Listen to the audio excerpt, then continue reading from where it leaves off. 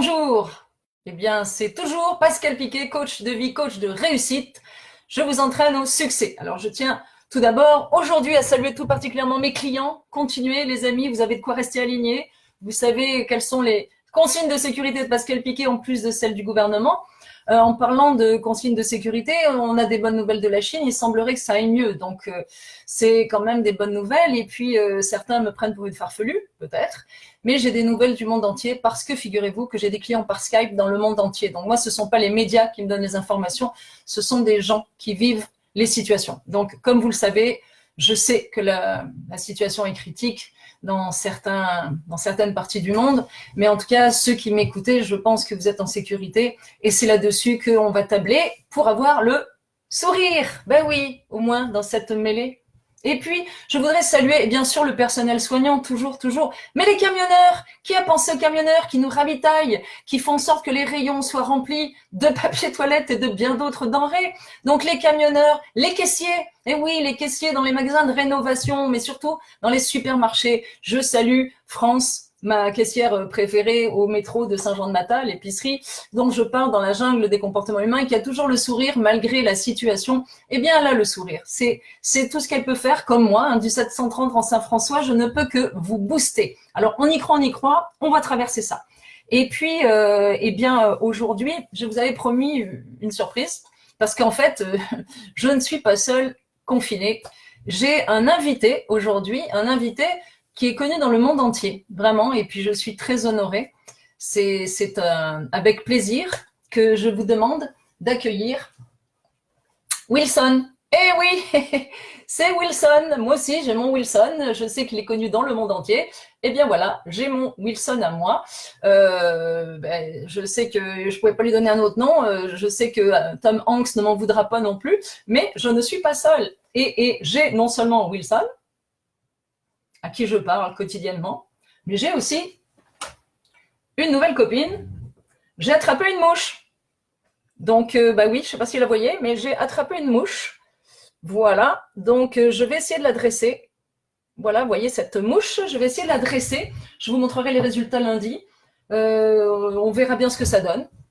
Cela dit, profitez-en pour dresser vos animaux. Il y a beaucoup de chats et de chiens qui sont mal élevés. Donc là, vous avez le temps. D'habitude, vous dites, j'ai pas le temps, je dois partir courir, travailler, je ne sais pas. Là, vous avez le temps de dresser votre animal favori, n'est-ce pas? Je ne parle pas de vos enfants, ni de votre mari ou de votre femme, quoique. Mais vous avez du temps pour dresser les chats surtout. Et je vous ferai une petite démonstration demain. Vous aurez une surprise encore. On verra ce que je suis capable de faire moi-même avec un chat. Alors, et puis, bonne nouvelle, demain c'est vendredi. Non, ça vous fait pas rire, d'accord. D'habitude, ça vous faisait plaisir que ce soit vendredi le lendemain, mais là j'ai l'impression que non. Alors, aujourd'hui, on va travailler sur les fausses croyances. Qu'est-ce qui fait que vous allez à l'échec systématiquement, que ce soit professionnel, que ce soit privé ou social? Eh bien, ce sont les fausses croyances. Alors, qu'est-ce que c'est que ça, les fausses croyances? Eh bien, on va prendre mes favorites, on va les décortiquer une à une, et vous allez voir que si par exemple je vous donne la carte de la Papouasie du Sud et que je vous demande de chercher le lac Mouk-Mouk, qui n'existe pas, avec une fausse carte, eh bien vous n'allez rien trouver, vous allez vous perdre complètement dans la forêt de la Papouasie, mais vous ne trouverez pas ce que vous cherchez. Et que cherchons-nous tous? L'amour. Bon, ce sera le thème d'une autre émission. Qu'est-ce que l'amour? En tout cas, merci à tous ceux qui me suivaient. Je vois vos petits trucs qui passent là, qui sont en train de me signaler que vous êtes présents. Eh ben, ça m'encourage. Alors, qu'est-ce que l'amour? Ce sera le débat d'une autre chronique, d'une autre vidéo. Pour l'instant, qu'est-ce qui se passe quand vous tombez dans les échecs et que vos relations amoureuses ne durent pas? Que se passe-t-il? Eh bien, j'étais la première à plonger dedans, la tête la première. Figurez-vous que j'ai eu 2 conjoints. Il y en a un qui me trompait et l'autre qui m'aimait plus. Et pourtant, j'arrivais pas à les sortir de ma maison. Hein, c'est quand même fort. Il a fallu les sortir par la force des baïonnettes, surtout le deuxième, le plus jeune, qu'on a sorti entre 2 policiers. Alors, qu'est-ce qui s'est passé? Comment en étais-je arrivé là? Eh bien, tout simplement parce que j'ai cru, ce que vous avez probablement cru aussi, ce que la société m'a inculqué, ce que mes parents, ce que les adages, les faux adages nous ont inculqué. Et pour commencer, ma favorite, au hit parade des fausses croyances, Aimer, c'est souffrir. Levez la main ceux qui pensent ou qui ont pensé que aimer, c'est souffrir. Pourquoi est-ce qu'on pense ça? Parce que nous sommes bercés d'histoires qui finissent mal, comme Autant n'emporte le vent, Docteur Givago, Tristan et Iseut, Roméo et Juliette, enfin bref, que des histoires qui finissent mal. Les chansons, ça finit mal aussi. Plus ça finit mal, plus ça fait mal, plus vous vous attachez à ces chansons-là, mais réfléchissez un peu, avez-vous déjà au moins prêté l'oreille au texte des chansons? Oui, ben, ça vous donne quoi comme baromètre pour être de bonne humeur ou de mauvaise humeur ou avoir carrément l'humeur en berne? Mais écoutez un peu les chansons. Sans toi, je ne suis plus rien, un seul être vous manque et tout est dépeuplé, Lamartine. C'est toi qui me donnais mes ailes, tu étais mon oxygène. Ok, si l'autre s'en va avec vos ailes et avec votre bouteille d'oxygène, vous devenez quoi? Ben, vous tombez dans le vide. C'était le sujet d'hier sur l'abandon. Eh bien, on tombe dans un vide épouvantable. Est-ce que vraiment quelqu'un peut vous rendre heureux? Ou est-ce que vous devez rendre heureux quelqu'un? Ou il vaudrait mieux que vous soyez heureux et que la personne soit heureuse et que ça fasse un bonheur à deux, n'est-ce pas? 1 plus 1 égale 2. 1 plus 1, 2. Une personne heureuse plus une personne heureuse, ça fait 2 personnes heureuses, donc un couple. Mais une personne malheureuse moins une personne malheureuse, ça fait moins 1, ça fait moins 2. 2 qui plongent. Et une personne heureuse moins une personne malheureuse, ça fait 0. Mais une personne heureuse ne va jamais s'acoquiner avec une personne malheureuse. Non, ça ne marche pas. Et c'est la raison pour laquelle aimer ne signifie pas du tout souffrir. L'amour, c'est aux antipodes, mais aux antipodes de la souffrance. Aimer, c'est être heureux. Mais on l'a cru, hein, on l'a cru, oh oui. Quand je donne une conférence et que je dis, est-ce que vous pensez que vous avez déjà aimé? Il y en a forcément un qui dit, oui, oui, moi, j'ai tellement souffert. Eh ben, dis donc, si vraiment aimer, c'est souffrir. Si vraiment aimer, c'était tous les crashs que vous avez eus, là, tous les échecs que vous avez vécus dans vos vies amoureuses, hein, mettez tous les échecs bout à bout et disons que aimer, c'est souffrir. Vous voulez y retourner, vous? Parce que moi, non, moi, je me serais fait bonne sœur, c'est sûr, ou ermite, mais je n'y serais pas retournée. Ça m'a pris 11 ans pour comprendre et remettre les choses dans le bon sens, mais non, si aimer, c'est souffrir, moi, j'y vais plus. Ah non, non, non, non. Et si aimer, c'est ce que vous avez vécu jusque-là, vous voulez vraiment y retourner? Pas moi. Ah non, non, moi, j'avais compris que c'était pas du tout ce que j'avais vécu jusque-là, mais que c'était l'inverse, l'opposé de ce que j'avais vécu jusque-là. C'est ce que je décris dans Gagner au jeu des échecs amoureux. Bien évidemment, j'étais à côté de la plaque. Et je le sais aujourd'hui. Aimer, c'est être heureux. Mettez-vous-le dans le crâne une bonne fois pour toutes, parce que dès qu'il y a souffrance, ça signifie qu'il y a un déséquilibre. Donc, je croyais que aimer, c'est souffrir. J'ai souffert. Et j'ai souffert pourquoi? Parce que je pensais que les extrêmes s'attirent. Mais vous savez quoi? La plus grande gifle que j'ai pu prendre en écrivant le syndrome de Tarzan, c'est quand j'ai réalisé que, en fait, les hommes que j'attirais avaient absolument le même problème que moi. Et pourtant, j'étais persuadée que je jouissais d'un grand équilibre et que c'était parce que j'étais très équilibrée que j'attirais les grands déséquilibrés. Vraiment, j'en étais persuadée. D'ailleurs, je le savais. Je disais à tout le monde quand je vivais à Paris, lâchez-moi dans une soirée, s'il y a un névrosé ou un fou à 100 km à la ronde, vous allez voir, il se colle à moi comme une mouche sur des papiers tue-mouche. Puis j'en ai attiré des sacrément gratinés, croyez-moi. Mais moi, persuadée que c'était mon grand équilibre qui les attirait, eh bien, j'étais fière de moi. Oui, j'étais fière de moi. Donc, vous comprenez que ce n'est pas vrai que les extrêmes s'attirent. C'est la névrose qui fait le casting. Vous savez, l'enfant intérieur. C'est l'enfant intérieur de quelqu'un qui voit l'enfant intérieur d'un autre. Et en fait, ils sont au même niveau de déséquilibre. Donc, ils s'acoquinent. Mais il s'acoquine en étant complètement extrême. Quelqu'un qui aime la nature va aller avec quelqu'un qui préfère la ville. Quelqu'un qui est dépensier va s'acoquiner à quelqu'un qui est économe. Quelqu'un qui aime le sport et qui est pas du tout intellectuel va s'acoquiner à quelqu'un qui l'est intellectuel. Quelqu'un qui adore les voyages va s'acoquiner avec quelqu'un qui préfère rester sur son canapé et regarder Canal Découverte ou n'importe quel reportage à la télé. Enfin bref, vous allez vous retrouver avec un introverti avec un extraverti, quelqu'un qui aime donner des câlins et quelqu'un qui les aime pas, quelqu'un qui aime le sexe avec quelqu'un qui aime pas. Enfin bref, comment pouvez-vous croire que les extrêmes s'attirent? En fait, ils s'attirent. Ça, c'est la réalité. Les extrêmes s'attirent. Oui, mais pour quelle raison? À cause du déséquilibre affectif. Parce que diriez-vous de qui se ressemble s'assemble? C'est la version que je préfère. Parce que les extrêmes satires, ça donne toujours une catastrophe. Quand vous réalisez que vous n'êtes pas du tout sur la même longueur d'onde et dans la même philosophie que l'autre, ça crée vraiment des conflits.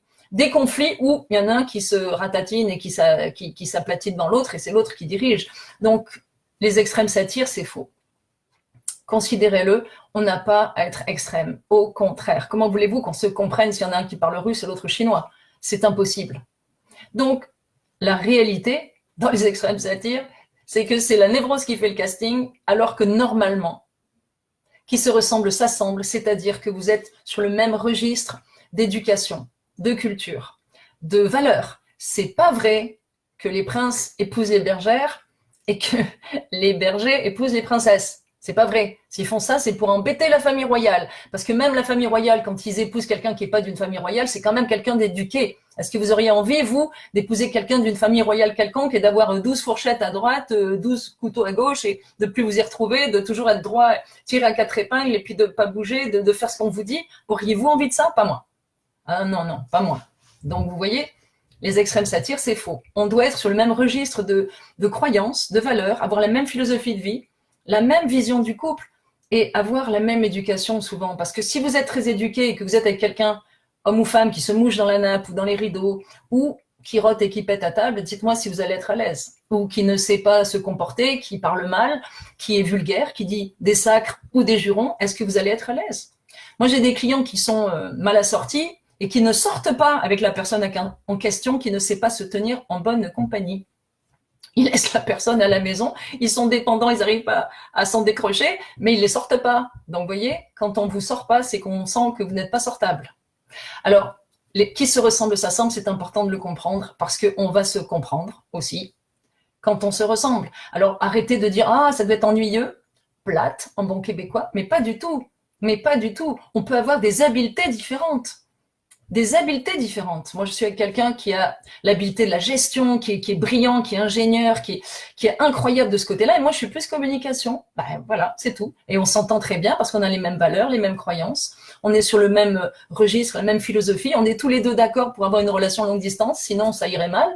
Et regardez, quand vous vous accoquinez à quelqu'un qui veut pas d'enfant, et que vous vous dites un jour, j'arriverai à le convaincre. Ben non, vous irez dans le mur, vous le convaincrez pas. Donc, vous voyez, assurez-vous à l'avance que vous êtes avec une personne qui vous ressemble. Et si vous voulez savoir si elle vous ressemble, lisez Gagner au jeu des échecs amoureux et posez-lui les 5 questions. On verra ça lundi prochain, mais posez-lui les 5 questions pour savoir si elle est équilibrée ou affectée par le déséquilibre affectif. Et donc, vous allez au-devant d'ennui. Et de toute façon, c'est une candidature qu'il ne faut pas retenir du tout. Il faut prendre une personne heureuse si vous êtes heureux. Si c'est une personne qui est malheureuse, dites-lui d'aller régler ses affaires et ensuite on verra. Donc, les extrêmes satires, comme je vous le disais, c'est faux. Il faut attirer une personne qui est comme vous, de façon à pouvoir se comprendre, avec des habiletés différentes, je le redis. Ok? Ensuite, l'amour, c'est proche de la haine. Franchement, réfléchissez 2 minutes. L'amour est proche de la haine. Comment ce serait possible? Ça aussi, c'est opposé, c'est aux antipodes. L'amour, c'est l'amour, la haine, c'est la haine. Comment est-ce qu'on pourrait mélanger les deux? Mais pourquoi vous vous emmêlez les pinceaux? Tout simplement parce que vous fonctionnez encore sur le déséquilibre affectif. C'est-à-dire que l'autre étant toujours vos ailes ou votre bouteille d'oxygène, eh bien, quand il est là, vous l'aimez, vous l'aimez, vous l'aimez, il vous quitte, vous le détestez, il revient, ah, je l'aime, il repart, je le déteste, il revient, je l'aime, il repart, je le déteste, surtout s'il part avec quelqu'un d'autre, je le déteste encore plus, mais il revient, je l'aime. Est-ce que vous trouvez ça normal? Est-ce qu'il y a un interrupteur on et off à l'amour? Je t'aime, je t'aime plus, je t'aime, je t'aime plus, je t'aime, je t'aime, je t'aime plus, je t'aime plus, je t'aime, je t'aime plus. Ça ne marche pas. Non. Quand vous aimez quelqu'un, vous aimez quelqu'un. Mais c'est pas il s'en va, il revient, il s'en va, il revient. C'est parce que votre bouteille d'oxygène, votre dealer d'affection, quand il est là, vous l'aimez, quand il s'en va, vous le détestez, quand il est là, vous l'aimez, quand il s'en va, vous le détestez. Donc, dites-moi un peu, l'amour, c'est l'amour. Maintenant, c'est la haine et la névrose. C'est-à-dire que dans la névrose, bien sûr, la névrose fait que vous êtes attaché à quelqu'un, quand cette personne à laquelle vous êtes attaché, vous voyez, quand cette personne à laquelle vous êtes attaché est là, eh bien, vous l'aimez. Non, non, vous y êtes attaché, vous croyez que vous l'aimez, vous êtes en dépendance, n'est-ce pas? Et quand cette personne s'en va, vous la détestez parce que vous êtes tout seul, rejeté, abandonné. Quand elle revient, eh bien, vous avez l'impression que vous l'aimez, mais non, parce que votre geôlier ou votre dealer d'affection est revenu, vous avez l'impression que vous n'êtes plus seul, vous ne tombez plus dans le vide. Mais voilà, c'est tout ce que ça donne. Vous êtes attaché à un méchant boulet. Et le pire dans tout ça, quand vous croyez que l'amour est proche de la haine, donc c'est faux, hein, la névrose et la haine, oui, mais l'amour c'est autre chose, n'insultez pas l'amour s'il vous plaît, eh bien vous finissez par croire qu'il y en a toujours un qui domine. Alors celle-là je l'aime aussi. Il y en a toujours un qui domine, il y en a toujours un qui aime plus que l'autre. Ah oui, qu'est-ce que ça fait? Eh bien celui qui domine c'est un merveilleux trou noir affectif, lisez le syndrome de Tarzan pour comprendre. Le trou noir affectif domine, c'est le seigneur et maître, et le desperado, celui qui donne tout, il patine, il anticipe tous les désirs de l'autre parce qu'il veut qu'on l'aime, il veut acheter l'amour. Donc, le trou noir affectif se fait servir comme un seigneur, c'est celui qui domine, et le pauvre desperado qui patine parce qu'il veut acheter l'amour, et donc il se rend esclave de l'autre. Esclave. Donc, c'est une relation maître-esclave. Voilà. Est-ce que vous pensez que c'est de l'équilibre? Alors, bien évidemment, le desperado, lui, eh bien, il est, je vous le dirai, tout aussi pervers, oui, j'ai dit pervers, que le trou noir affectif, parce que le desperado, il essaie d'acheter l'amour. Mais l'amour, ça s'achète pas. Donc, c'est comme donner un bonbon à un petit enfant, là, quand on est pédophile, n'est-ce pas? Donc, le trou noir, qu'est-ce qu'il fait? Il se laisse acheter, il est tranquille. C'est l'autre qui vient au devant de ses désirs, donc il l'utilise. Puisque le desperado se met à son service pour acheter l'amour, le trou noir affectif l'utilise. Est-ce que ça vous paraît logique? C'est la raison pour laquelle le trou noir affectif attire le desperado. Et évidemment, on dit il y en a toujours un qui domine l'autre. Bien sûr, le trou noir domine l'autre, le fait passer pour un imbécile, pour un fou, il l'humilie. Mais vous savez ce qui se passe quand vous êtes esclave de quelqu'un? Je vous laisse quelques secondes pour réfléchir. Quand vous êtes esclave de quelqu'un, il vous méprise. Eh oui, pensez-vous que les Romains avaient une grande considération pour leurs esclaves? Pas du tout. Ils les traitaient comme des chiens, c'est le cas de le dire. Ils les laissaient se reproduire et ils les tuaient s'ils en avaient envie. Ok? Donc, c'est pas vrai, mais vraiment pas vrai que quand vous essayez d'acheter l'amour et que vous êtes au service de quelqu'un, eh bien, vous allez être reconnu et respecté. Jamais de la vie. Jamais. Si vous vous comportez en esclave, on vous traitera en esclave. Et vous traiter en esclave, c'est générer le mépris. Donc, qu'est-ce qui se produit? Eh bien, vous avez le magnifique trou noir affectif qui est au-dessus de vous. Alors, du coup, qu'est-ce qu'il fait? Vous le servez, il vous méprise, il vous tape dessus. Plus il vous tape dessus, plus vous descendez. Plus vous descendez, plus il vous méprise, plus il vous tape dessus. Plus il vous tape dessus, plus vous descendez. Et là, je pense tout particulièrement aux femmes battues et aux hommes battus. Il n'y a pas que des femmes battues. Donc, soyez prudents. Mesdames et messieurs qui avaient ce problème-là et qui étaient confinés avec des personnes violentes, soyez prudents, ça fait rien, sortez de là si besoin est et allez à la police, mais ne vous laissez pas frapper parce que la personne avec laquelle vous vivez est en train de perdre la carte, comme on dit en bon québécois, elle va devenir de plus en plus agressive parce que l'enfant intérieur qui est en plus confiné à l'intérieur, ça va mal finir. Donc surtout, sortez de chez vous. Sortez, c'est peut-être la bonne occasion d'aller ailleurs, d'aller à la police, ils vous trouveront un logement, mais ne vous laissez pas frapper, s'il vous plaît. Parce que vous êtes dominé, plus on vous frappe, plus on vous méprise. Et je sais, après c'est la lune de miel, les excuses, la lune de miel, on refrappe. Les excuses, la lune de miel, on refrappe. Ça s'arrêtera jamais. Ça s'arrêtera que si jamais il y en a un des deux qui meurt. Et ça, je ne vous le conseille pas. Donc, je pense à vous très très fort. Si vous voulez m'écrire, je suis là. Écrivez-moi sur mon adresse email si vous avez besoin de soutien. Je suis là. Donc, on s'entend que, les extrêmes s'attirent, l'amour est proche de la haine, on tombe directement la tête la première. Après, il y en a toujours un qui domine. Il faut faire des sacrifices, des concessions et des compromis, n'est-ce pas? On l'a tous entendu. Tous. La pire des croyances, c'est, ma chérie, tu sais, c'est normal, tous les hommes trompent, mais bon, il faut y faire. Mais bon sang, quelle horreur, On l'a entendu, celle-là. Mais oui, c'est comme ça, un homme, c'est comme ça trompe. Ah bon? Donc, une femme qui trompe son mari, qu'est-ce que c'est, un travesti? Pourquoi est-ce qu'il n'y a que les hommes qui tromperaient leurs femmes et les femmes ne tromperaient pas leurs hommes? Non, c'est le déséquilibre qui pousse les gens à tromper l'autre. Rien d'autre, c'est pas le sexe, c'est le déséquilibre. Donc, les hommes trompent tous? Non. Dans un monde de déséquilibre, ça peut arriver, mais dans un monde de gens équilibrés, il n'y a personne qui trompe personne. Donc, les sacrifices, les compromis, les concessions, j'appelle ça les SCC. Les SCC, sacrifice, concession, compromis. Bon, j'en ai fait plus qu'à mon tour. Oh là là, j'ai été desperado, j'ai cru que les extrêmes s'attirent, j'étais à plat ventre devant les deux hommes avec lesquels j'ai eu la bonne idée de former un couple. J'ai cru aussi que la haine et l'amour, c'était normal. D'ailleurs, vous verrez comment ça finit. À la fin de cette chronique, je vous l'expliquerai.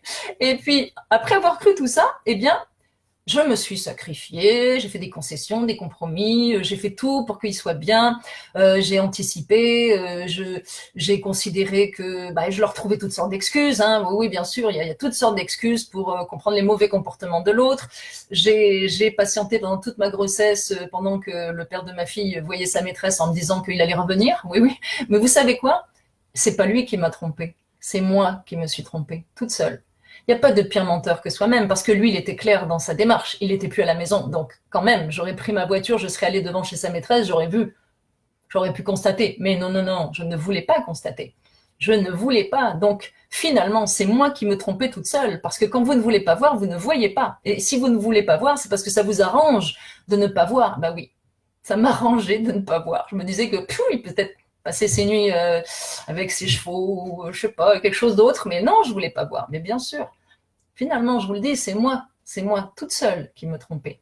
Donc les sacrifices, les concessions, les compromis, mais fais des concessions, fais des sacrifices, vous savez ce que c'est? C'est un bras de fer. Vous savez, c'est un bras de fer.